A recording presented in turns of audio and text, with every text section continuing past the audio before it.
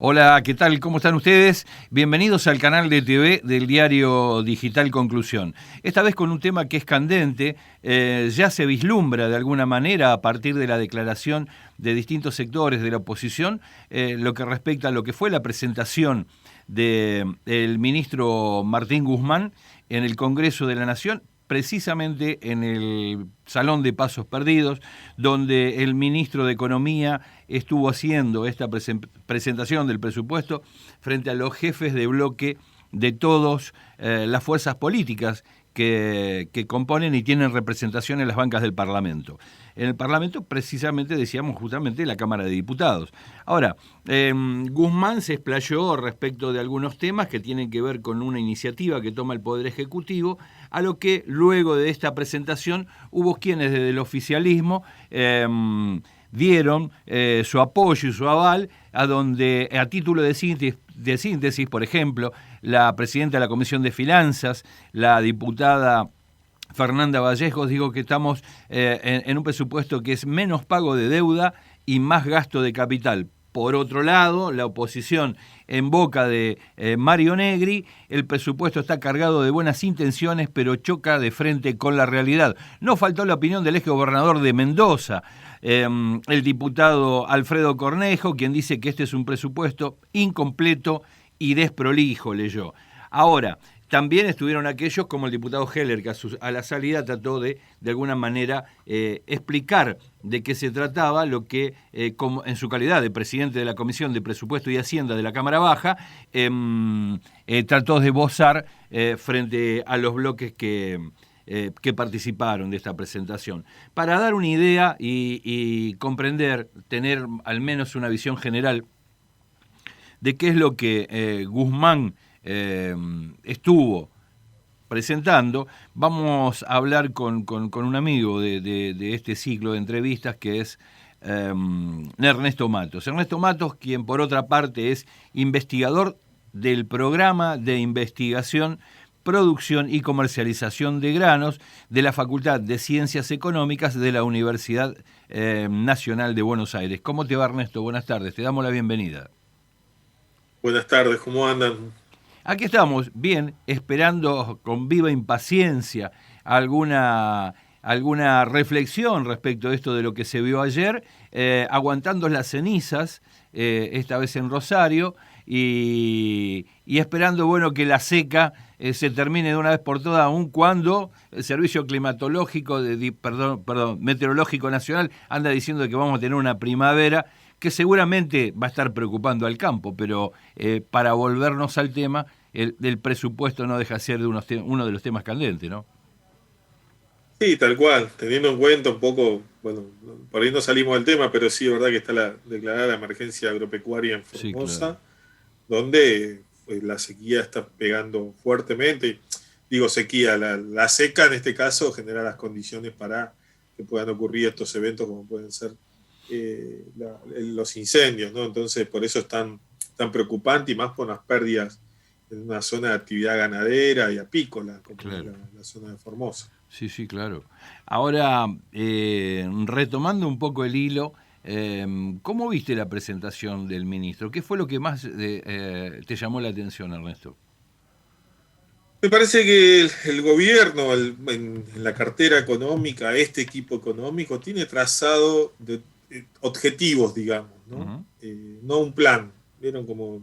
A mí me hace acordar como a ese capítulo del plan dental de los Simpsons, digamos, ¿no? Un poco hay que pensarlo en términos de que los planes están bien, pero no tuvieron un éxito en el pasado, o directamente en la planificación que tuvieron, como nos pasó con la estimación del 10% de inflación, más menos 2, que en su momento tuvieron Lucas Liac, Federico Sturzenegger, al frente del Banco Central, no tuvieron tanto éxito. En este caso se plantean objetivos del desarrollo, uno es la inclusión social, otro el dinamismo productivo y el tercero, que es el que está en el medio y en el corazón de este presupuesto, que es la estabilidad macroeconómica, que tiene como condición fundamental la reactivación de la economía, ¿no? Venimos de 2 años de recesión económica, 2018, 2019, luego vino la pandemia y obviamente en ese contexto fue más difícil buscar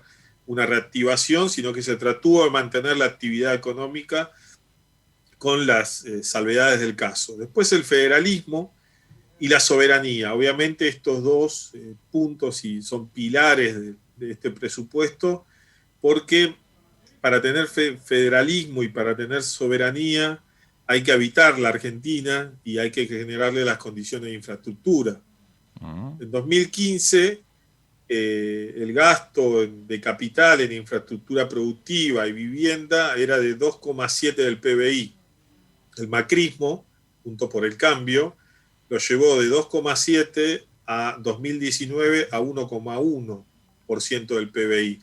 Esto quiere decir una reducción del 1,6% de la riqueza que se generaba. Entonces, lo que proyecta el presupuesto para 2021 es tener un gasto de capital en infraestructura productiva y vivienda de casi 2,2 del PBI, o sea, duplicar lo que dejó el presupuesto del macrismo de 2019 y empezar a buscar ahí la reactivación, y por eso va a ser importante estos criterios de federalismo y soberanía, porque las provincias van a tener un protagonismo importante en llevar adelante, pues no nos olvidemos que a veces la nación puede hacer las inversiones, pero a veces nación transfiere a provincias o a entes provinciales que coordinan en determinadas zonas y aplican este tipo de inversiones. Así que se espera un gran protagonismo de las provincias en este tipo de inversiones. Bien, en términos generales, ¿en qué observaste más que iba a ser destinados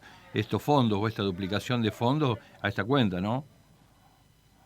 Bueno, mira, en líneas generales lo que se espera para lo que es infraestructura y vivienda, el ministro planteó directamente, como fue planteando en cada una de las filminas, esta idea de tener determinados paquetes, ¿no? Uno era la Argentina Hacen, obras de vialidad, viviendas sociales, obras de ferrocarriles, que son también importantes para lo que es el transporte de granos y el transporte de pasajeros, obras en AISA, obras en el ente que se encarga del saneamiento y el agua potable, obras en lo que es el gasoducto del NEA, terminar el gasoducto del NEA, reactores nucleares, centrales nucleares de energía, obras para buses, obviamente hay que mejorar las terminales y hay que mejorar el transporte también en esos casos. Y ahí es donde apunta esto que tiene que ver con infraestructura, pero después tenemos obviamente innovación y desarrollo, que también casi que se triplican en el presupuesto, los intereses de la deuda, que obviamente, como bien vos comentaste al principio, y decía la diputada Vallejos, menos pago de intereses de la deuda, más inversión de capital, que es la única forma de salir de esta reactivación. No se conoce. Mira, hace poco estábamos leyendo algunos textos de Keynes sobre cómo reactivar, cómo pensar la economía británica, en un texto que escribió para la revista de Ciencias Económicas, un texto inédito, digamos, ¿no? Porque es una de las pocas publicaciones en el exterior en castellano.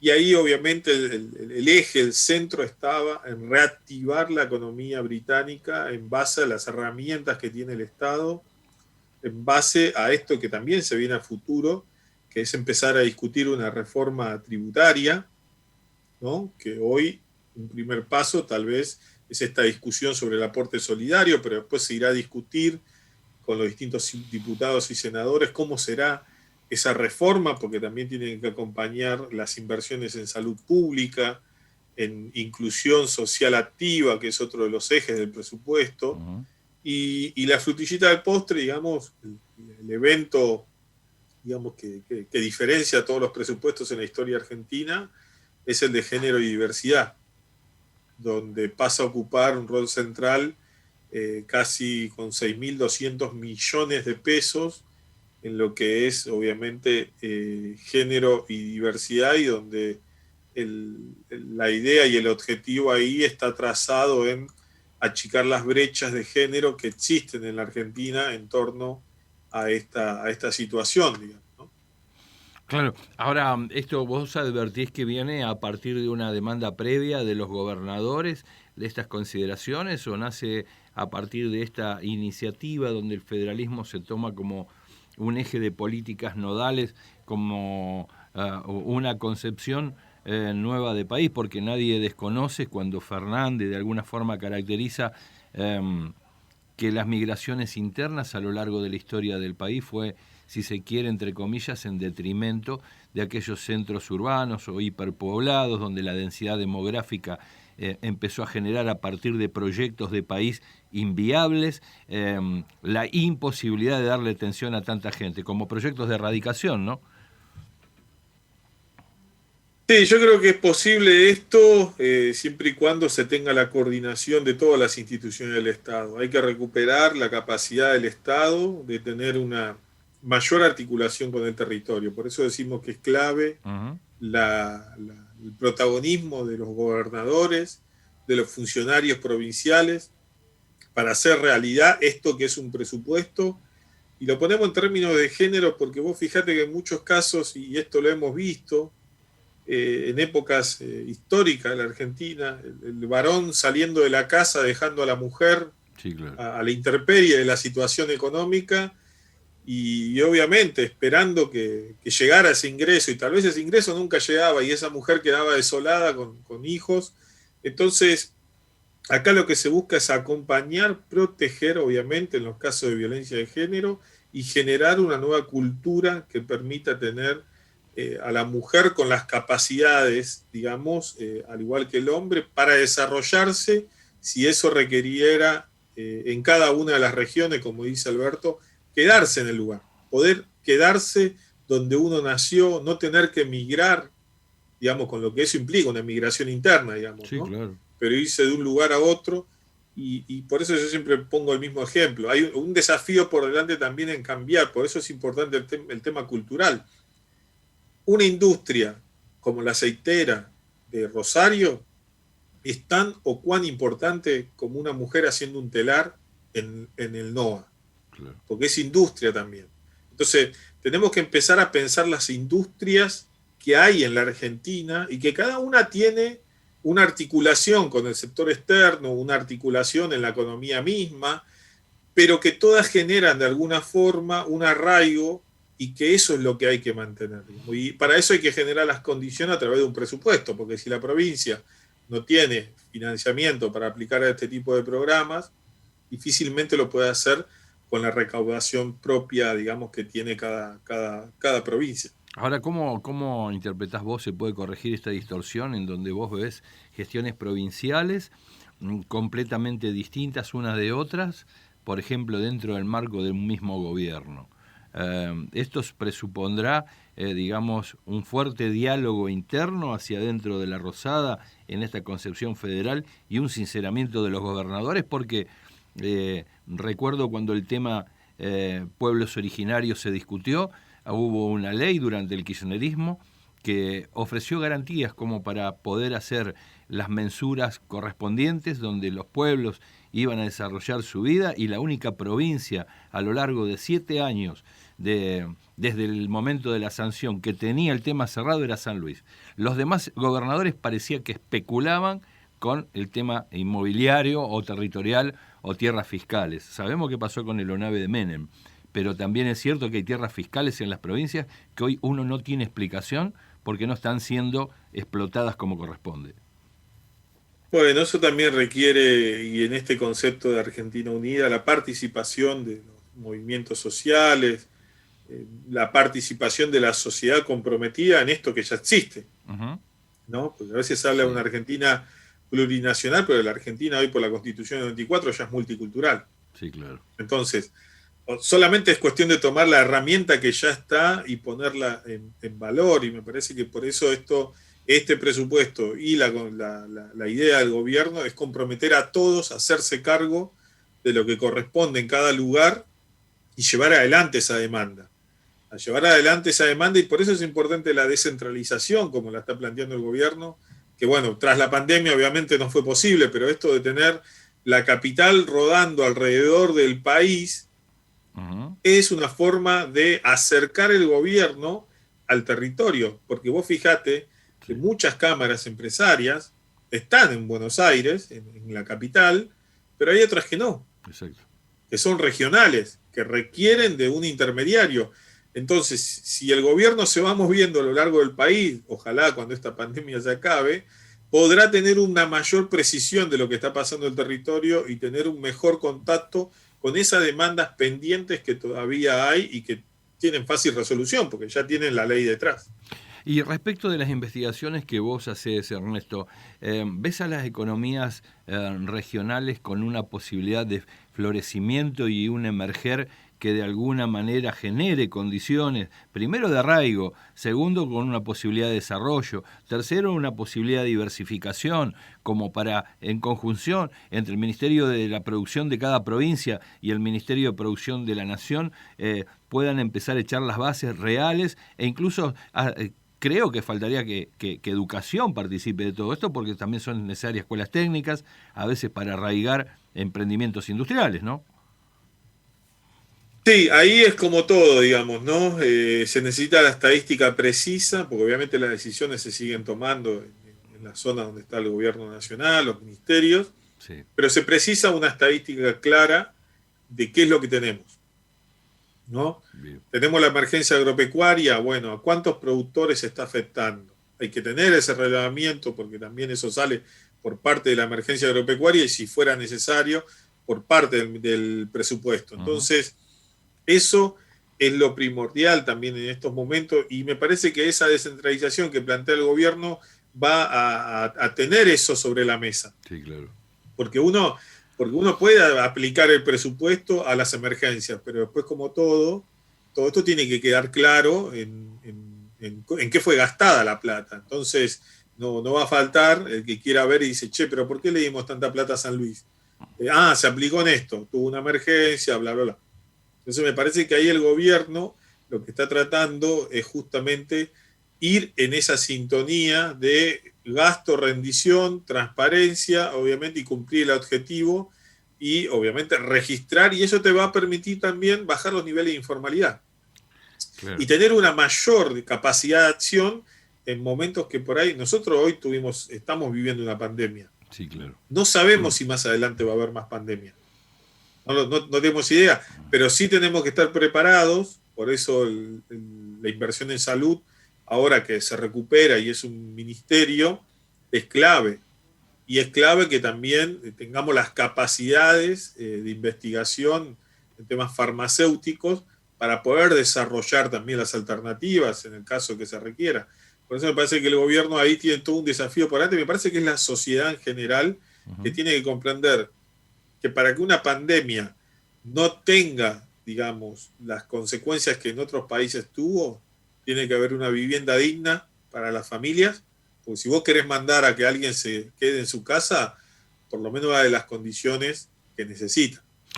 Entonces, claro, por eso el gasto en infraestructura y vivienda es muy importante. Y si a eso le sumás que tenés la capacidad de salud, y si a eso le sumás que bajás los niveles de informalidad, ya ahí Dios no quiera, digamos, no tengamos otra pandemia, pero si sucediera, estaremos mejor preparados para, digamos, afrontarla. Perfecto. Te preguntaba todo esto porque nosotros, bueno, tenemos una salida regional. Por allí algunos creen que cuando se habla de presupuesto y el gobierno propone, sencillamente se trata de firmar que de lo que recaudo junto un monto de dinero y después lo deposito en un lugar, o hasta incluso algunos creen que es el mismo presidente el que ejecuta las obras. Hay obras nacionales, pero también muchas obras son provinciales. Los fondos son remitidos a los gobernadores licitan y a partir de ahí empieza la obra, bueno, con el seguimiento correspondiente de los plazos que se van marcando para tratar de que esto se termine. Me parecía importante preguntártelo en los términos de esta participación para evitar que cualquiera cree que acá el gobierno nacional es el que absolutamente maneja todo y que quede claro que hay responsabilidades que tienen que ver con los mandatarios de los estados provinciales. Tal cual, y eso lo vas a ver, lo vimos en su momento cuando se discutían los subsidios, sí, que se hablaba que Buenos Aires estaba muy subsidiado, pero en líneas generales lo que pasaba es que los subsidios se transfieren de nación a provincia y después cada gobernador decide si aumenta o no la tarifa en función de lo que recibe. Eso es Las provincias son autónomas y federales. Sí, claro. Es decisión del gobernador llevar adelante eso. Lo que pasaba es que obviamente, bueno, en la provincia se trataba, ahí empieza a jugar todo el tema de la coparticipación, de los ingresos que genera.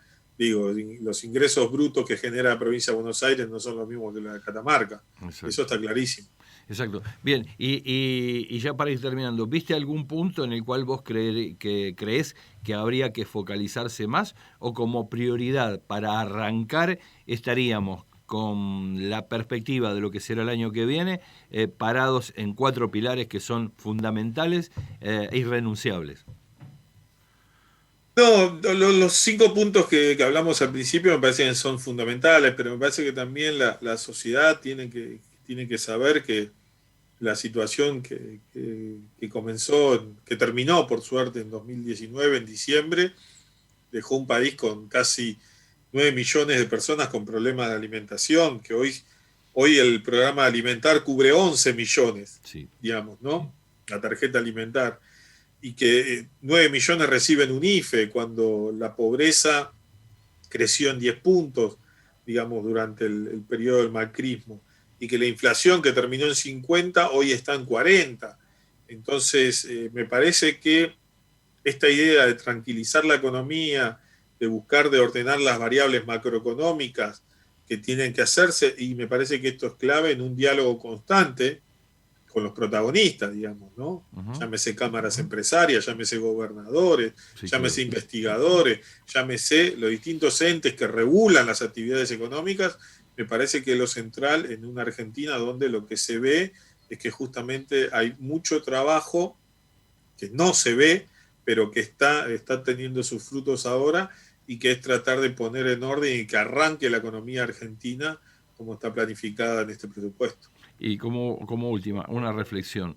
¿Qué te merece pensar leyendo este momento de la economía, sin negar la pandemia, visto el direccionamiento que se da, el protagonismo del Ministerio de Producción en algunas políticas y medidas que fue en favor de las pymes? ¿Cómo te configura la postal del año que viene? ¿Qué idea te podés hacer más o menos? Mira, yo creo que la mejor decisión del Ministerio de Desarrollo Productivo fue la de incorporar al INAES al espacio de la producción, Uh-huh. porque siempre se tenía a las cooperativas como algo parecía folclórico, pero la realidad es que la Argentina profunda es una Argentina cooperativista. En muchas provincias Sí.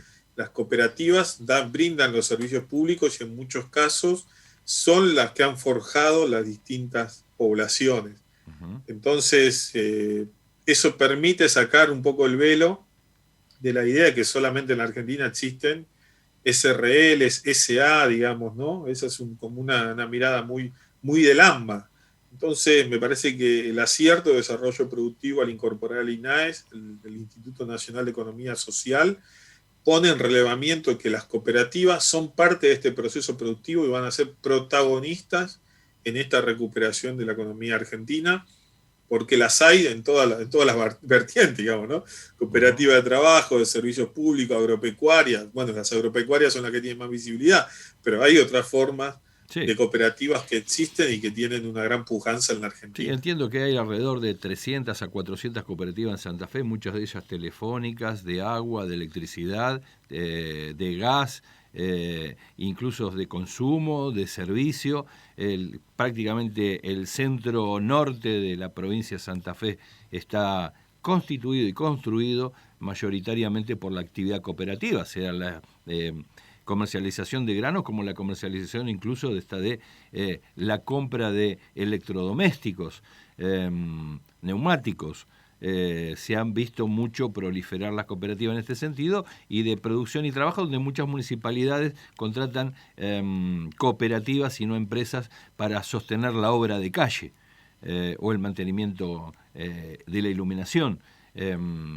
Esto es algo que, como vos decís, rescato porque son indicios claros de la economía real que están tapados o ignorados por una concepción, no digo que maliciosamente, es por solamente una forma de ver las cosas.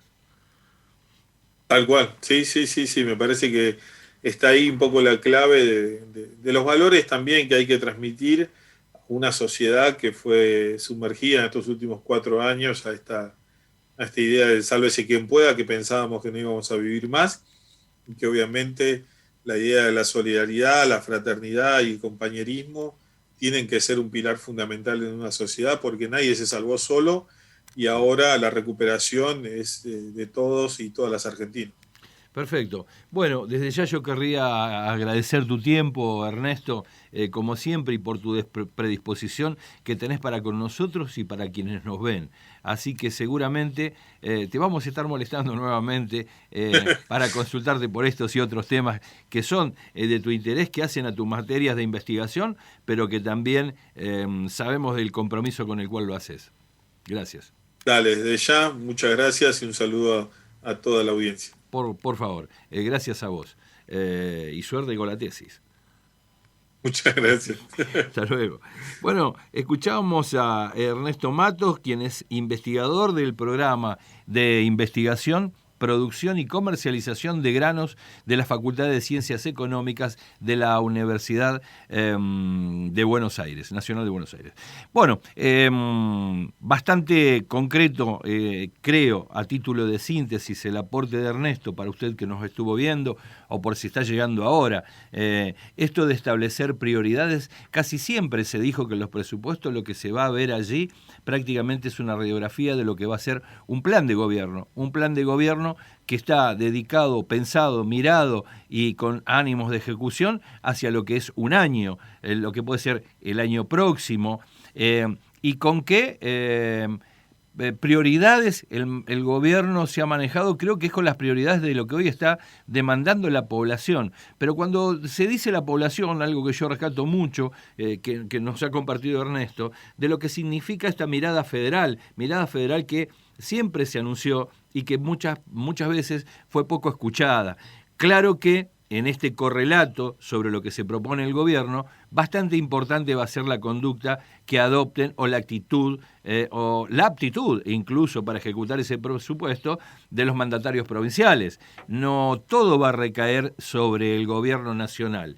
También quería destacar esta postal en cuanto a algo que esta inclusión que hace producción por primera vez y que Ernesto recalque que nosotros habíamos olvidado, tiene que ver justamente con la participación de lo que se conoce como la economía solidaria. Muchas veces se lo toma como un agente de transformación de orden menor. Sin embargo, para aquellos que no están acostumbrados a verlo, yo destacaba un aspecto en Santa Fe, las hay en Mendoza, las hay en Chaco, las hay en Entre Ríos, cooperativas que se han convertido en transformadores de ámbitos e incluso en generadores de puestos de trabajo, en generadores de puestos de trabajo y de arraigo, que evita que parte de la población de algunos pueblos, de algunas ciudades pequeñas, del interior de las provincias de la República Argentina, hayan podido retener a partir de esta figura asociativa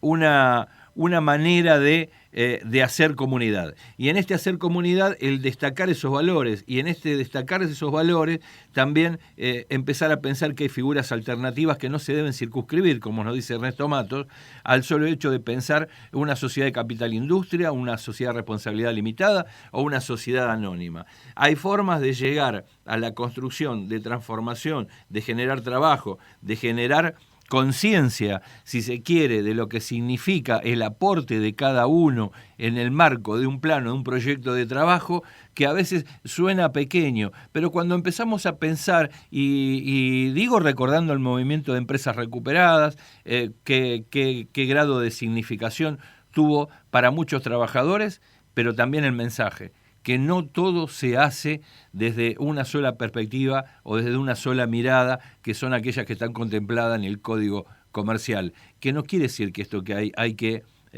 ignorarlo, quiere decir que hay que seguir incorporando figuras y alternativas como para poder generar aquellas condiciones en las cuales no se vean obligados a migrar aquellos que, tratando de encontrar un horizonte mejor, estén de alguna forma teniendo que renunciar a su raíz y desplazarse por el territorio nacional en búsqueda de la posibilidad de sobrevida. Me parece que es un presupuesto casi, no voy a decir filosófico, pero sí demandante. La sociedad hoy reclama producción, hoy reclama trabajo y por lo tanto empleo, y por lo tanto eso lo puede generar las pymes. El gobierno tuvo medidas para las pymes, también hay una posibilidad a partir de este alto grado de participación que se discutirá con los gobernadores, de ver cómo se van a distribuir las partidas y qué van a ser ellos también capaces de generar, porque andar tirando del saco de la nación no siempre sirve, no siempre es aconsejable y no siempre es lo mejor que se puede hacer. Me gustaría ver algunos gobernadores por donde he pasado, diría 2 lugares, no los quiero nombrar, donde usted pasaba por algunas localidades del centro-sur de Entre Ríos y en lugares donde 10 años atrás no existía nada, había parques industriales, con empresas radicadas, 5, 6, 7, no importa, eran muy poquitas, pero ese es lugar del país, hace 20 años atrás o 30 años atrás, eran explotaciones agrarias o pecuarias en el sentido de la cría de ganado, por ejemplo, eran ganaderas. Así que vale la pena destacar esto que comparto con ustedes y al menos por ahora, por lo que se eligió, más allá de lo que se discuta en el Parlamento, ¿qué quiero decir con esto? Cada diputado tratará de representar lo mejor posible a su provincia y demandará determinados tipos de atención respecto a la orientación de los fondos para poder dar respuestas a algunos problemas regionales. Pero lo que no se puede decir es que el presupuesto hoy no esté bien orientado o tenga un norte que es el que todos esperamos. Veremos qué es lo que sale de esa discusión. Muchas gracias. Bueno, desde aquí, del canal de TV del Diario Digital Conclusión, tanto Sebastián Moreno como Aldo Batizaco te dicen que nos encontramos en el próximo capítulo. Chau, hasta luego.